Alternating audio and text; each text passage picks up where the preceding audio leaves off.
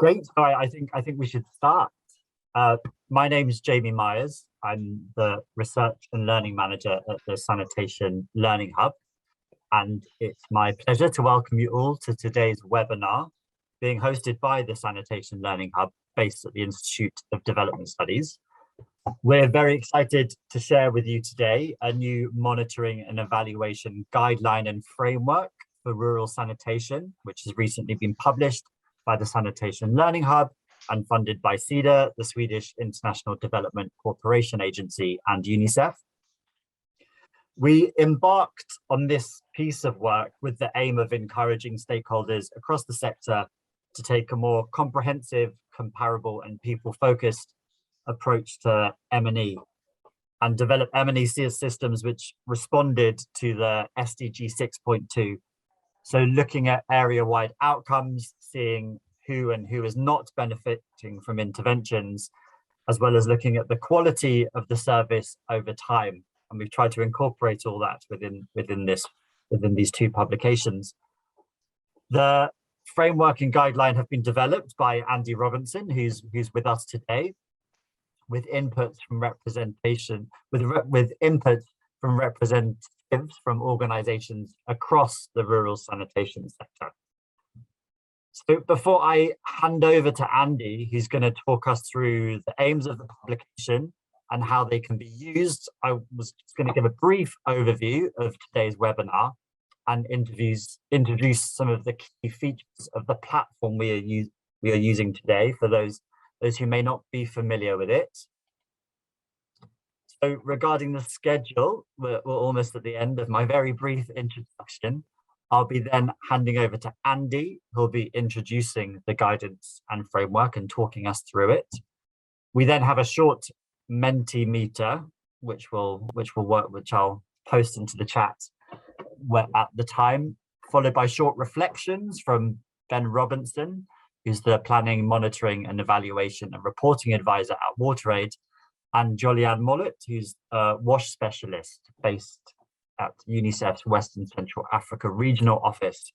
And they're going to give us a couple of points on how they started to utilize the publication or publications.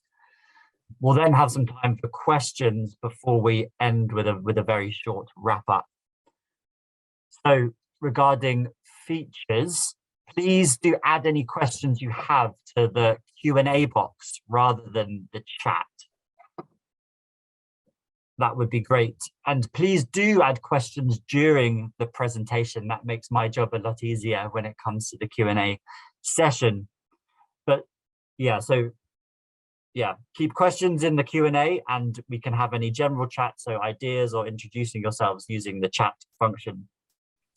During the Q&A session, I'll be fielding the questions from the Q&A boxes to Andy. We don't have much time, unfortunately, for questions, so I'll be focusing on the ones which are coming up most frequently. And any questions we don't get around to answering live, we'll work out a way to get them answered and share with the group. I think that's it. I think other than that, it's pretty straightforward. We have enabled closed captioning for those who would like to see a live transcript. So there should be a button at the bottom of the Zoom program which you can click if you'd like to see a live transcript. Other than that, I hope you're able to see my slides and see me. Finally, just to say that this webinar is being recorded and will be available shortly after we finish on both our YouTube channel and the SLH website. So I think that's it from me. Over to you, Andy. Okay, I will share my screen, hopefully. Let me know if you can see the slide.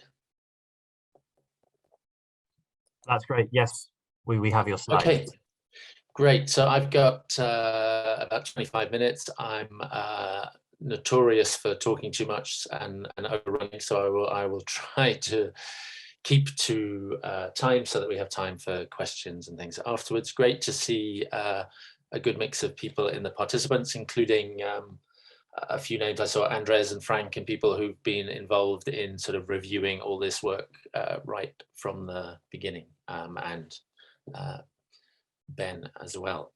Okay, why this interest focus on M&E? So I wanted to start a little bit by saying some people see M&E as a little bit niche, as a little bit less critical than implementation or other areas, but I'm trying to argue that it is really critical to evaluate our results, to not just about services, but looking at outcomes, impacts, costs, benefits, assessing what works or does not work. And so during the life of programs, looking in real time at what's working, what's not, providing feedback to influence decisions and improve outcomes and impacts, so affecting policy, planning, programs, practice.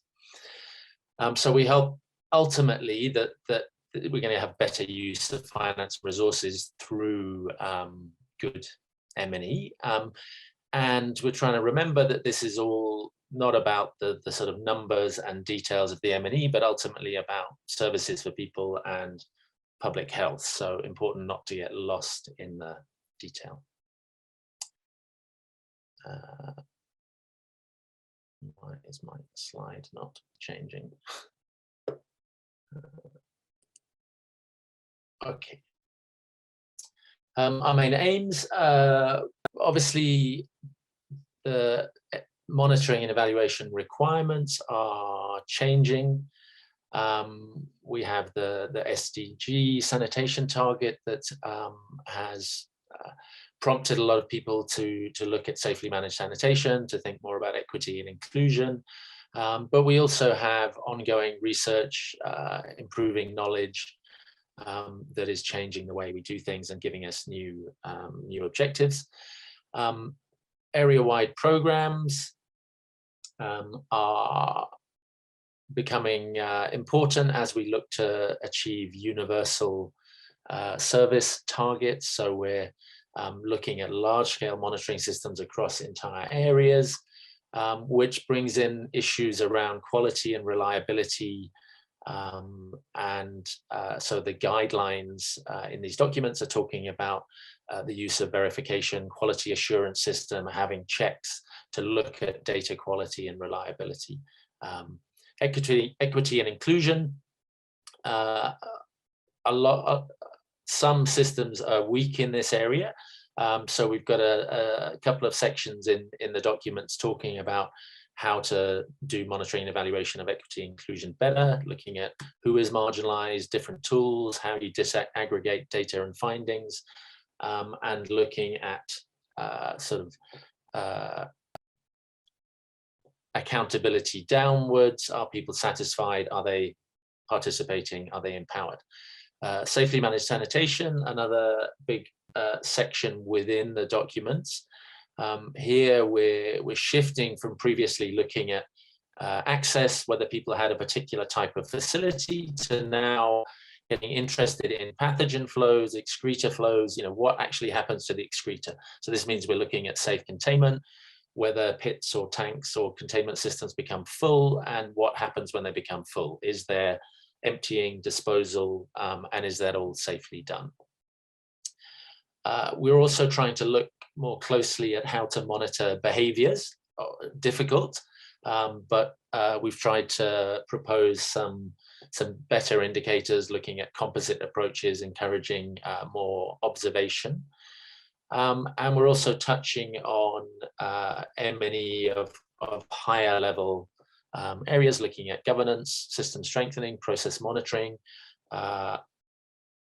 giving links to cost tracking and sustainability monitoring. So we're trying to encourage stronger M&E, and with the result that we're more confident in what we're measuring. We're also trying to argue that this is a cost-effective investment. So while we're proposing lots of indicators, lots of guidelines on how to do things better, that actually this is a cost-effective investment. Some people argue M&E is already too expensive. We need to slim it down. But what we found when we looked at it is that conventional M&E, where you minimize things and may just have a baseline and an end line survey and very little reliable data during the life of the program, doesn't actually help you very much figure out what's working, what's not working. So what we're encouraging is a more sort of progressive M&E systems, where you're both strengthening your routine monitoring systems through government or other actors. You're looking at periodic evaluation, household surveys to give you reliable data, and you're looking at introducing new indicators to look more closely at safe management, at hygiene, equity, all of these other areas. We're encouraging careful design of M&E, so it's easy to use at scale, it's more reliable, it gives more rapid feedback so that the information can be used, so things like mobile monitoring. And the argument for all this is that we get much better effectiveness when we do this well, that we can see what's working, we can identify problems early, we can have feedback to try and improve things and refine our approaches, and end up with reliable evidence of what's been achieved. So ultimately, you're getting better value for money. You're also, if you have a good M&E system, you're more chance of learning lessons, sharing those lessons, improving future interventions. So we're saying investing a few extra percentage of your total costs in your M&E systems can give much higher overall gains in your cost effectiveness. So there have been some programs where we've seen a couple of percent extra in M&E giving 10-20% gains in the overall achievements. Also important to look at sort of comparable indicators for sector benefits, so you can compare your results with those from other areas, other programs. How to use these documents, a few different suggestions. One is obviously we hope ultimately people, organizations, governments will update their M&E frameworks. We don't have that long to 2030. There's a lot of new areas, new indicators that need to be monitored. We're looking more at universal use of services. So we need area-wide programs. We need to look at population-wide data. We need to look at monitoring of a number of different components, not just CLTS or sanitation marketing, or whatever your main implementation approach is. And we need to think about how we're assessing our overall contribution to the SDG sanitation targets, which in particular means looking at population-wide results, so across a whole district rather than just in the villages you're working in. We're encouraging you to adopt some of these new or more progressive indicators. So where you can't update your whole framework, maybe you can improve some indicators. To recognize that some of the monitoring of behaviors, particularly sanitation and hygiene behaviors, need better approaches. So we're looking at composite indicators, triangulation. How can we do this better? And encouraging a sort of horizontal learning approach where you're testing these approaches, refining indicators, sharing the results with your peers and partners. In the guidelines, we talk a bit about sort of good practice. I've already touched on verifying results, having checks. A particular example is around baseline surveys. Obviously, your baseline tells you where we are now and is critical to your final assessment of your achievements, your results. But when we look at baseline surveys, we find often they're not well done, that they're not well sampled. They exclude indicators that are needed at the end. They maybe don't allow for disaggregation of results, and are quite often rushed and not as high quality and reliable as they could be. So there's examples given in the documents of how careful checks on baseline surveys have found problems, enabled those to be sorted out, which has had a significant impact on the overall assessment of results. So in general, we're saying we need much more systematic checking on M&E data and findings, including other systems like periodic evaluations or surveys that check the reliability of routine monitoring. So not just assuming that your routine monitoring can sort itself out, that we have a way of triangulating the results and checking reliability.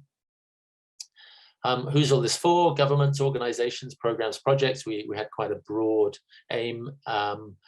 And the idea was to use it as appropriate.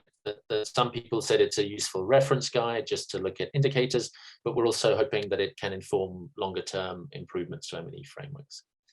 The framework itself is quite specific in that it was informed by what we could find information on, where there were indicators that were tried and tested that we thought were good practice. So within sanitation and hygiene services, there's quite a lot of detail. Those are the sort of 6 areas that we've presented. We had some cross-cutting issues that we looked at: equity and inclusion, sustainability, process monitoring. And we also looked at cost tracking, system strengthening, and impact evaluation. Those we concluded are quite specialized. You in a smaller project or program, you may not have the resources to do that. You also need quite specialist expertise, for instance, to do impact evaluation well. So there we haven't provided lots of detail, but we have pointed you towards materials on those areas. As I said, the content's driven by availability, so there are some gaps. There are some areas are stronger than others because of the material that was available. We've tried to keep it all fairly practical, and we've tried to include what we think are the sort of the best indicators around at the moment. To give an example, here's one of the indicator tables on the use of safely managed sanitation services. So this is a sort of summary of what's in there. There's a few core indicators and examples of how different organizations have collected data in these areas. So in the red box, I've highlighted the JMP has core and expanded household survey question. I think there's 7 relevant questions we've presented. SNV has a very detailed questionnaire with 29 different questions. IDE Cambodia had a fecal sludge management survey where we've included 15 questions. So we've picked these out, we've presented all the questions. The intention is to show that there are different ways of monitoring the same thing.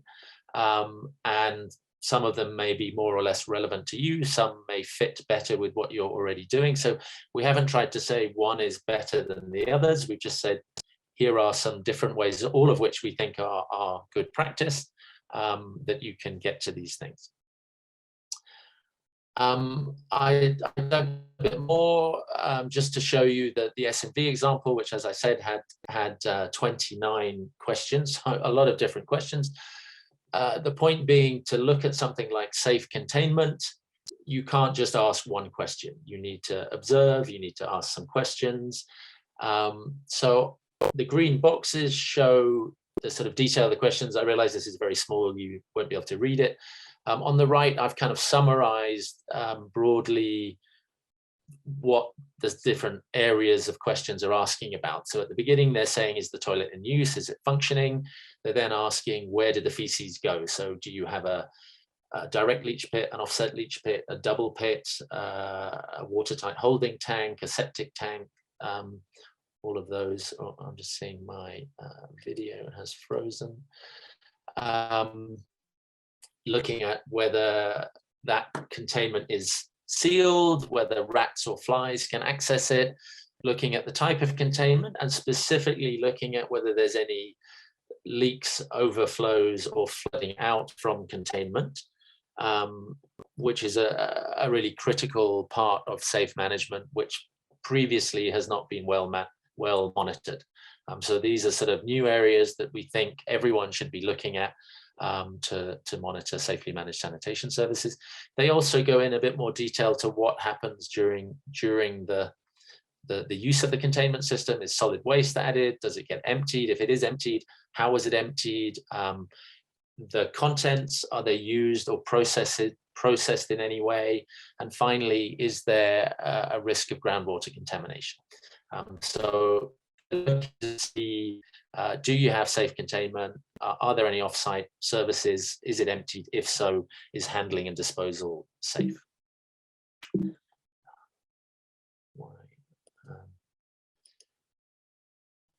So I wanted to touch on a few other specific areas within the documents.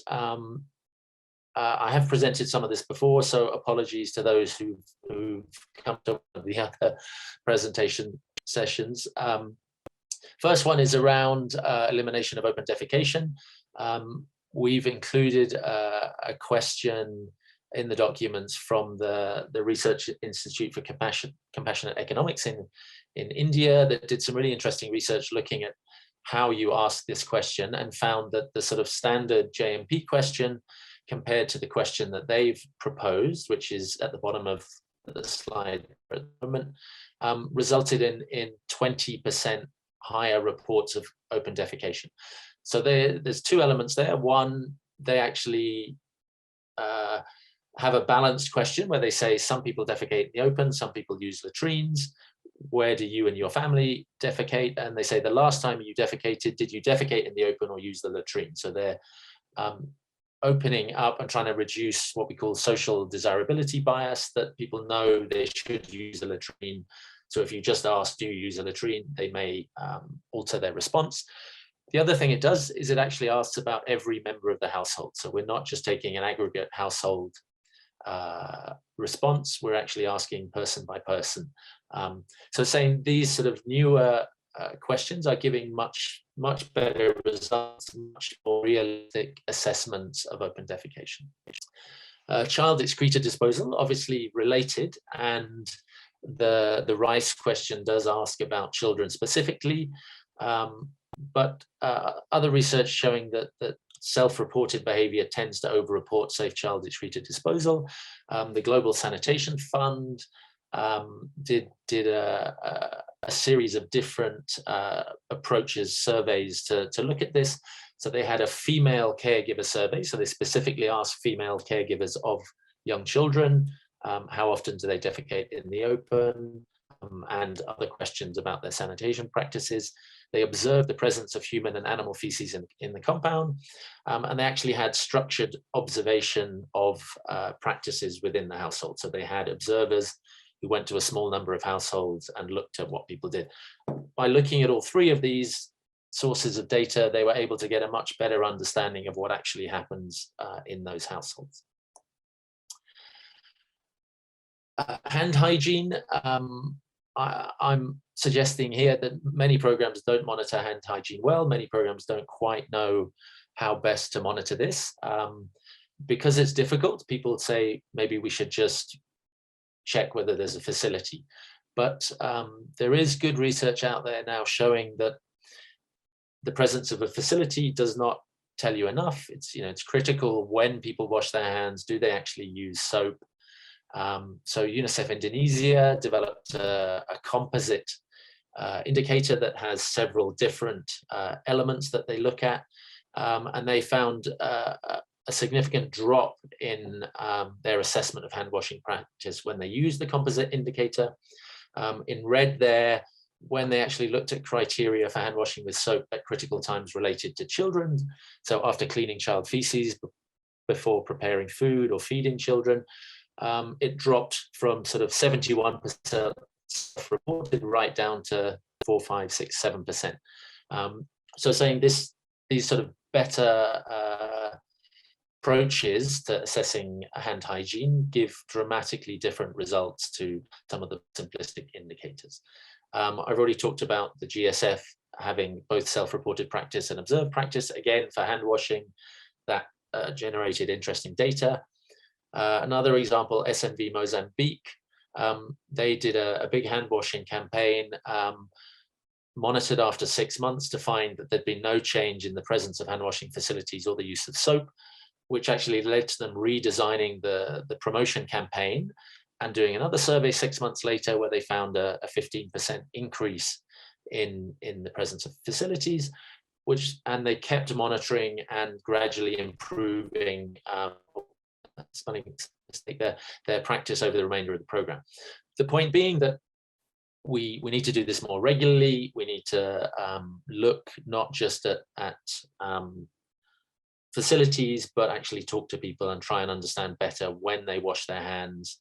The UNICEF Indonesia composite indicator had 4 elements, which I've mapped out there. Whether the people say they use water and soap when they wash their hands, when they say they wash their hands, where they say they wash their hands, an observation of the facility, and then they're asked to demonstrate how they wash their hands, and there's observation of whether they actually use water and soap. I think this is a critical point, that if we don't look at hand washing with soap related to children, then we're probably not going to have the public health impact we want. Equity and inclusion, sorry, I'm skipping through fast, I've only got 4 minutes left. So we included quite a lot on equity and inclusion, saying it's not just enough to disaggregate results, you actually need to have M&E that identifies who are the main marginalized groups, which may be different by context, to look at barriers to services, to look at disaggregated monitoring of the groups that have been identified, and to look at sort of accountability, to look at whether people are satisfied with their outcomes and services, whether people participate, whether they're empowered. And finally, to say, actually, we need systems for all of this to encourage good equity and inclusion, to monitor it well. So actually monitoring whether those systems are working well. In the guidelines, we make the point you may need different surveys and tools to collect data, because some of these groups will be much smaller than the main group you're monitoring, and that you may need specially trained staff and dedicated budgets to do this work, because you're working with much more vulnerable groups. You need people who understand the issues and are well trained. Within the framework, we provide 12 different examples of data collection tools and equity and inclusion, including a number of gender specific tools. There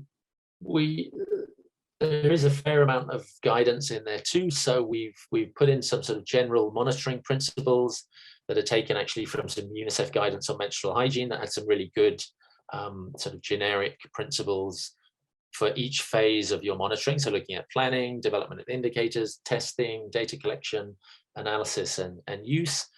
We have guidance talking about monitoring against service levels. So saying it's not just, do you have a facility or not? We're interested in how the level of service increases over time, and want to track the progress of individual households, so we can look at how services change across communities. And the guidelines have a section on each of these 6 points I've highlighted here. What should be monitored? So saying it's not just about numbers, we need to look at more qualitative data, softer data as well. What tools and processes should be used? What are the advantages and disadvantages of the different approaches? Talked quite a lot about sampling, just based on experience from a couple of big programs, and talking about sampling at different levels, community, household, individual levels, to make sure you're getting representative results. There's some guidance around verification checking, suggesting you need several layers of this within your own organization, maybe an independent check, and also talking to users to check that they agree with what your systems are telling you. There's a section on who should undertake the M&E, and finally a little bit about how to design systems for better use and learning. So a quick summary to wrap up. We need M&E systems for a whole range of things. It's not just about routine monitoring. We need periodic evaluation. We need verification systems. We need feedback systems. We need to look at a range of different components, not just households. We need to think about individuals, children, women, disabled, all those different groups, not just about toilets. We've got hand hygiene, menstrual hygiene, environmental health, other services. We've got to look at equity and inclusion, sustainability, satisfaction and empowerment. And finally, getting to the higher level things, sustainability and costs, service levels, outcomes, how they change over time, as well as looking at processes and systems. Are they working as intended? Have they been strengthened? Are they achieving results? So different approaches required to get to look at these different things, and a range of tools and indicators required to get to different people. And finally, the specific indicators. We're encouraging better assessment of open defecation, which is obviously a big area that lots of organizations have worked on, to look at safe containment and services in sanitation, and for hygiene to look at service level assessments, composite indicators, triangulation.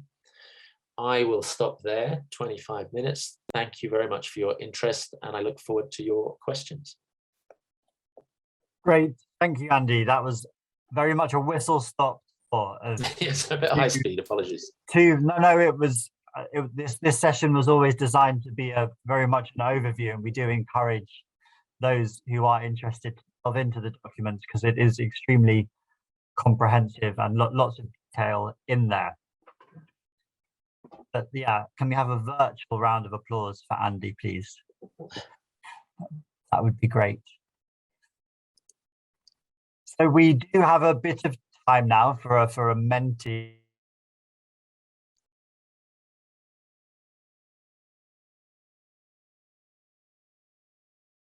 Oh, lost your sound, Jamie. You're muted. Okay, can you hear me? Yeah. You should. Can you see my slide, which has the code for the Mentimeter? So if everyone can go to mentimeter.com and type in this code, we have a quick question. You are allowed to choose multiple answers.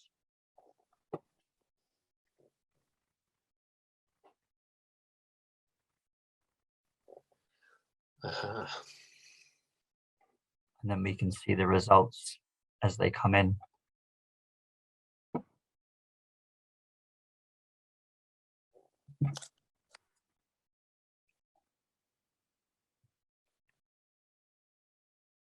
Oh dear, there's a lot on impact evaluation, and that's probably one of the thinnest sections in the document. So maybe it's people wanting to see more on it.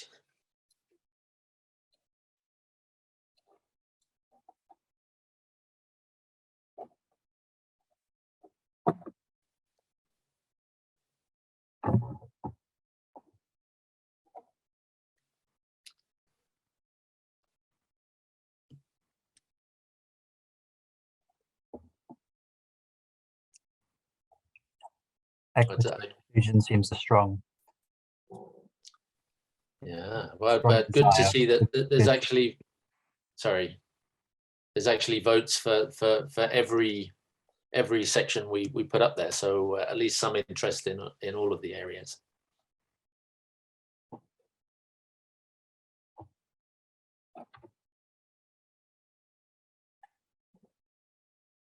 Great, and we will take this on board when designing any future work on this, and ways that we can strengthen and evolve the framework and guidelines in the future. So this is very useful.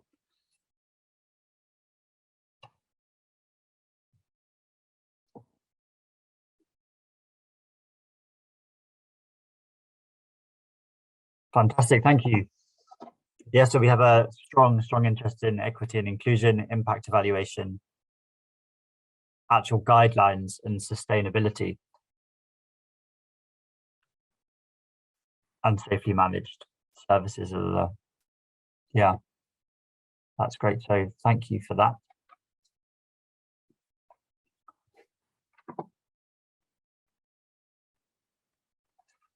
Great. So now we have some time, some reflections from a couple of people who've already digested the framework and guidelines.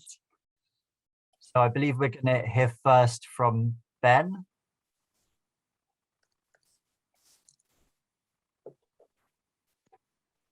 I think there's a...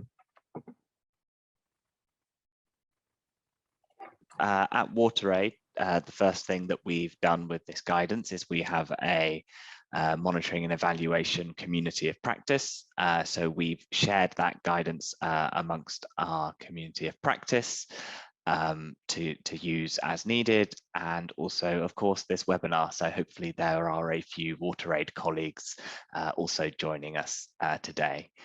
And we've just given some sort of simple kind of guidance on how to use this. So we're encouraging people to use this guidance to identify relevant outcomes and indicators when developing results frameworks and log frames for sanitation interventions.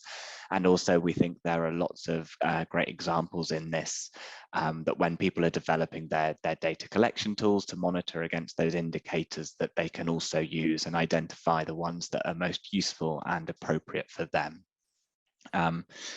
In the longer term, this kind of fits into how we're looking to strengthen our monitoring and evaluation at WaterAid and have more specific guidance across the different thematic areas that we work on. So one thing we're looking to do is develop what we're calling a sanitation thematic results framework. So that's a generalized results framework for sanitation outcomes across the range of approaches that we use. And the idea is that this is a useful tool when developing a project results framework in terms of guiding the identification of outcomes and selection of relevant indicators. We're also looking at developing or kind of reinventing our internal indicator bank.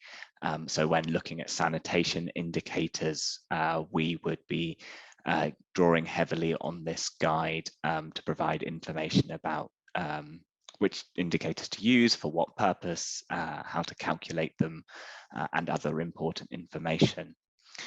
And then finally, we'd be looking to, we use, as maybe many of you do, we use mWater for our online data collection. And that enables the creation of kind of standard question sets and standard indicators that can easily be incorporated into surveys. So we'd be looking to transfer some of these tools into our digital online data collection tools. Thanks. Great, thank you, Ben. And now we're going to hear from Olivia, I believe. Hello, everyone. Can you hear me? Yes, we can, and see you, which is fantastic.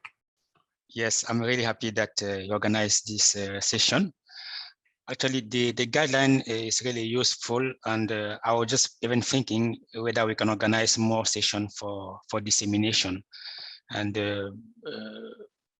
looking forward, is maybe we may see a possibility to have a French version, because our region is mainly dominated by Francophone country.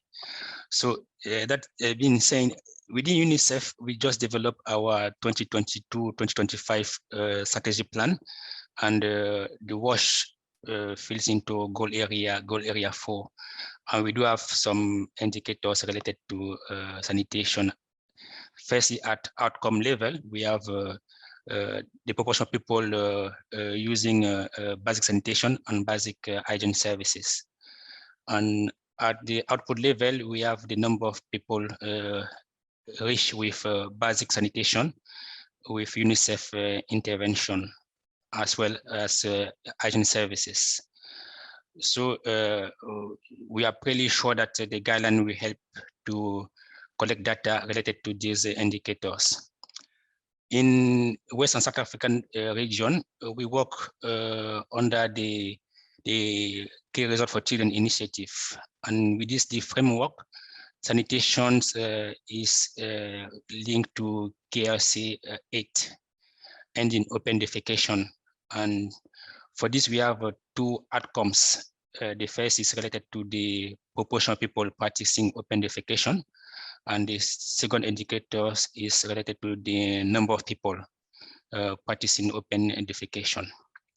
And also at output level, we do have the number of people who stop practicing open defecation as UNICEF result, and also people reach with basic sanitation. So just to say that at global and at the regional level, this guideline will be really useful for us. Now we are working with some countries. We are trying to strengthen national system for collecting, monitoring data, and mainly we need to reinforce the national institution to be able not only to collect, but also to use data for advocacy and also for decision making. And so this, we have some, of course, we do have some partnerships ongoing with AGVO and IRC to strengthen national system for monitoring, and also in terms of capacity building. Definitively, within UNICEF, strengthening safely managed sanitation monitoring is key for our region moving forward, and they need to support government to align with the GMP definition to be able to report on this as UNICEF roles is at the end of the day to strengthen national governance system. Thanks so much. Over. Great, very, very interesting to hear reflections on how it can be utilized in various forms. Andy, did you have any initial reflections on that, or should we move on to the Q&A? I think move on to the Q&A if that's all right. I mean, it's great to hear that those organizations are finding it useful, or at least it's making them think a little bit about what they have in their frameworks and what they want to do going forward. And I think Olivier mentioned, possibly wanting support to disseminate further, which is something that I know Naomi's been discussing with people and thinking about how best the Learning Hub could provide that sort of support. Great. So we have had a number of questions come through during the presentation, and we'll get through as many as possible in the next 12 minutes, which is quite tight for time, so I'll get started. So we have a question about whether the framework can be used for initial assessments to provide a baseline and help plan the project before anything starts. Yes, I just read the question. So Brian's question, I mean, yes, that is the intention, and we haven't sort of separated things out to say this is specific for a baseline or not, but we have definitely said, yes, these sort of indicators should be measured from the beginning. We think the baseline assessments are really important, and as I said earlier, are often not adequately planned and supported. So yeah, I think it's really important to have a solid baseline and make sure that all the right indicators are there from the beginning. I mean, there's some things, obviously, you start from scratch, so you're starting from zero, but in many cases for sanitation and hygiene, there are existing practices, there are things that should be assessed at baseline.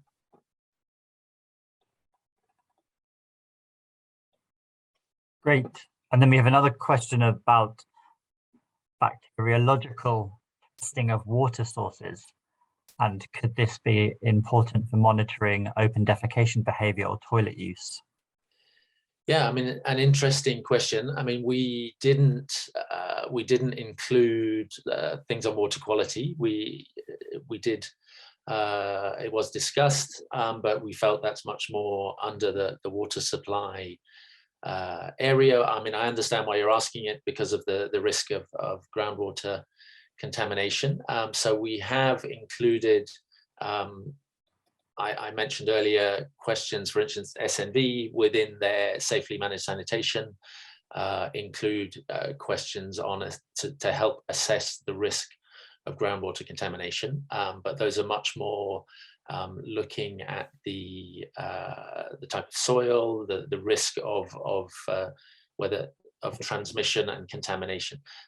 One point I should make is that while bacteriological testing is important, there is a lot of problems related to bacteriological testing when people assume, when they see fecal coliforms, that this is coming directly from the toilets, whereas actually what we find a lot of the time, I mean, I'm generalizing here, but that there's other routes of contamination, that it's not necessarily coming through the soil. So it's quite a complex area. We have tried to point towards Argos and some of the more detailed tools that provide much more detail on how to assess the risk of groundwater contamination. Okay. We have another question which mentions that the sector is relatively good at drawing up checklists and sample questions, but not so good about analyzing and using the data. I know you touched upon it briefly in there. If you could say a bit more about the section on the supporting data analysis and use, as well as collection. Well, maybe I could touch on both Brian's questions, because he had another one about that he felt there was output indicators but not input indicators as well. So maybe I'll do that one first, in that actually the main focus of this framework was very much on outcome indicators rather than outputs. So saying, you know, observation at the household of what's actually happening. So not necessarily what the intervention did, which would be the output, but actually what is the status now. So saying over time that outcome can change. And we feel this is the area that needs really strong monitoring and sustainability monitoring. We didn't look at inputs in part because obviously programs are different, and there are many different types of input. So I mean, you could have a huge list of indicators which may not be relevant for lots of people. So the deliberate focus here was around outcomes and some of the higher level monitoring rather than inputs and outputs.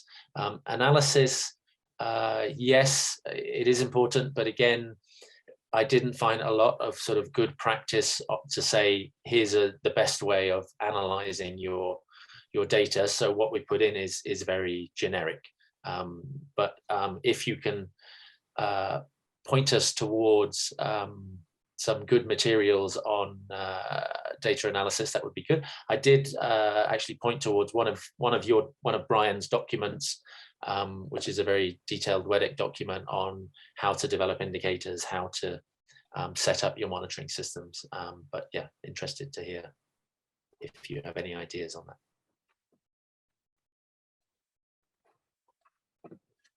Great. And then we have a question about variations. Variations in national frameworks, variations in questions related to toilet type and containment methods. And sorry, yeah, confusing no, myself. so I mean, I think Frederick's question is basically saying, you know, is there any work being done to standardize monitoring indicators so that they could be in M-Water or ARCVO, and everyone could use a similar indicator, and then across countries, you know, you'd be able to compare your data. I think it is a great idea. We've also been asked about sort of having minimum standards, you know, questions that check on those minimum standards. We decided, because we're looking across so many different contexts and so many different countries and organizations and types of monitoring, that was quite hard to do. So in the end, we decided to present what we thought was good practice, you know, different ways of monitoring. I recognize this doesn't do what you would like to see, which is to have some sort of more standard indicators. I think what we're hoping is that as people use this, we'll kind of build some consensus on the ones that really work well and that everyone likes, which they feel should be a standard indicator. And I know the Learning Hub is also looking at some work to see if they can develop standard questions for sort of M-Water and those kind of online monitoring apps, so that people would be able to go straight to them and use them kind of off the shelf. Yeah, I suppose this was kind of an initial step to try to encourage, whether you're doing behavior change, whether you're doing sanitation marketing, whatever type of program you're doing, you're considering these key components within your monitoring system. So you're looking at different service levels, you're looking at equity and inclusion, you're looking at hygiene. I think the other point that I forgot is that one of the initial feedbacks we had when we started this whole process is how difficult it is to change monitoring and evaluation frameworks. So national frameworks, organizational frameworks, large programs, driven by donors, have their own sort of sets of indicators, and it's really quite difficult to add new indicators, to change them. You know, that maybe periodically they get updated, but it's not something that's easy. So we kind of recognize that there was perhaps no point at this point of us saying, here's the standard indicators everyone should use, but actually we want to sort of nudge people towards using, as Jamie said, more of these components, more of these progressive indicators, working towards better aligned and more comparable systems.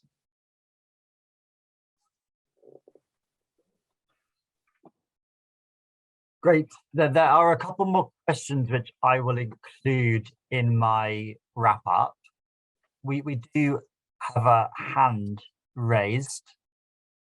Aisha Hamza, I don't know if you want to unmute quickly, or if that's a mistake hand or a legacy hand, or.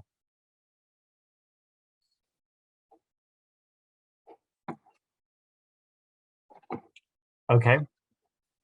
Yeah, so we had a question about whether the tools and questions Andy mentioned in the presentation are included in the framework, and they are included, as well as links for where there are links available, where more information can be found.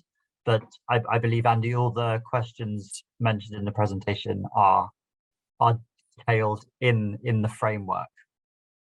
Yeah, I think so. I mean, I think we have provided a link or a document reference for all of the indicators we've mentioned. So you should be able to get back to the original documents and see the sort of context in which they were used.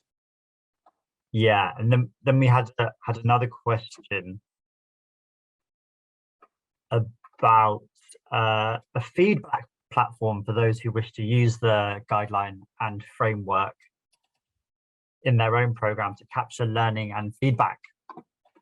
We don't have a platform per se, but we would be very much interested in hearing how the framework and guideline is being used, and to provide any feedback you may have.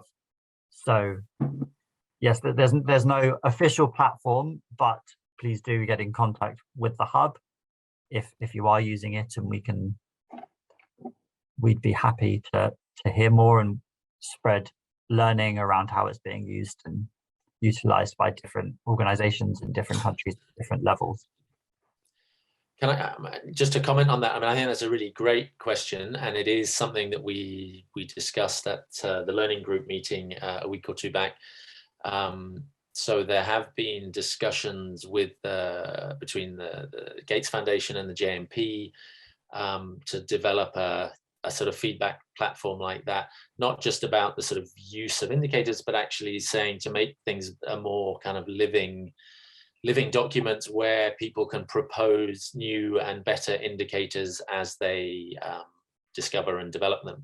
So the idea being that you have a platform where people can upload and say, actually, we've developed this really great indicator for monitoring this, and that there can then be other people can use it and review it. And if everyone likes it, it sort of makes its way up into the kind of core questions that everyone's recommended. The JMP haven't progressed on that.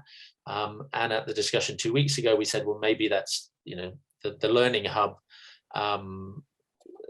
it might be a place to do something like that. But as Jamie said, at the moment, there isn't anything. But personally, I think it's a really great idea. And I think, you know, the problem with this sort of document is that it was a moment in time when that was good practice, but obviously there's new things happening all the time, and it would be great to have a way of sort of updating and constantly feeding in new learning.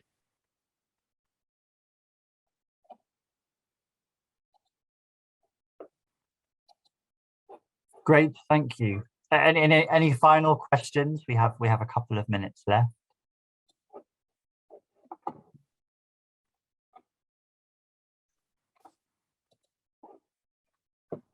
Okay, I don't see anything coming through. So yeah, no, just to add that we have had a question, I think, in the, oh yes, we are working on a French version, which should be available in the coming months. So that answers one of the questions which was raised earlier. Also, I've just put, for those who may not have them, our contact details. If you end up using the guidance or you have any questions about it, do reach out to us. We have an email address, which is slh@ids.ac.uk. I've also put our Twitter handle here for those who don't follow us, and this is our website where both documents can be found, along with a range of other publications, both published by us and people across the sector. So finally, thank you for all the contributors to today's webinar, and thank you very much to Andy for a very detailed presentation.